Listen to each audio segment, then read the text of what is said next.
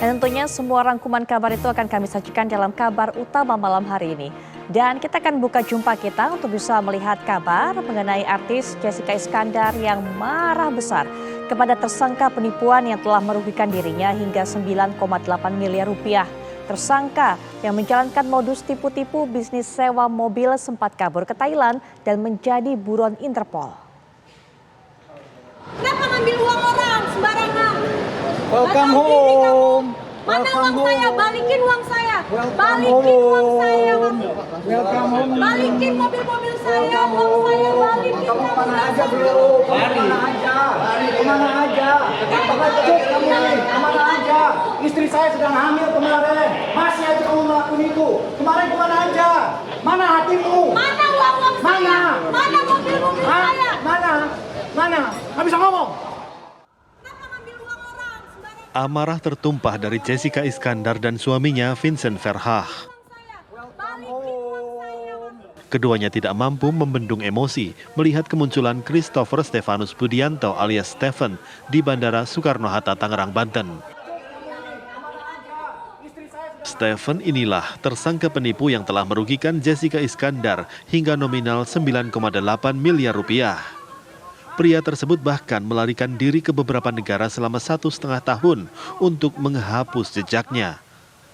Namun polisi akhirnya bisa menangkapnya di kota Bangkok setelah bekerja sama dengan imigrasi Thailand dan Thai Royal Police. Selanjutnya, Jessica Iskandar alias Jedar bersama suaminya menuntut tersangka Stephen mengembalikan seluruh uang dan sejumlah mobil yang telah digelapkan.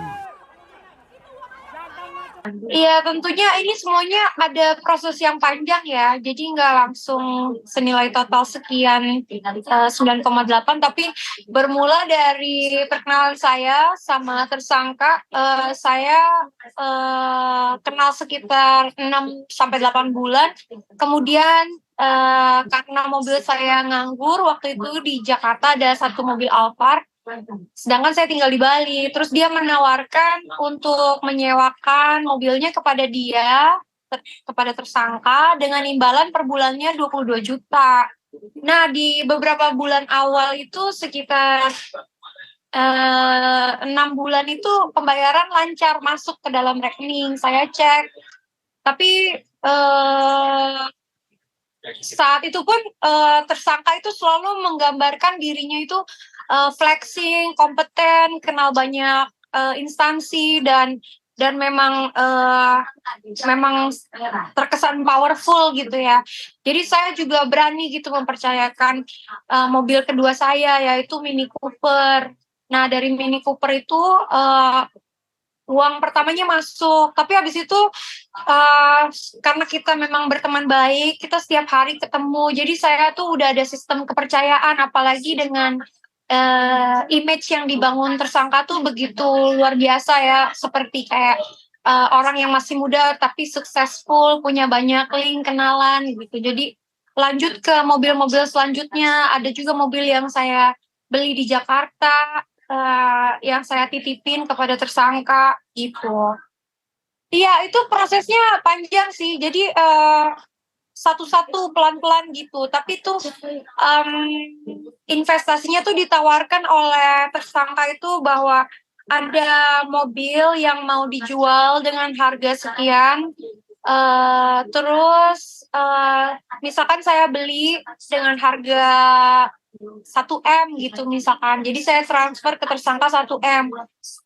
Tapi baru tahu saya ketika tersangka kabur itu ternyata mobilnya itu nggak benar-benar saya beli. Ternyata mobil yang dia bilang dia jual ke saya itu ternyata dia pinjam sama orang lain gitu.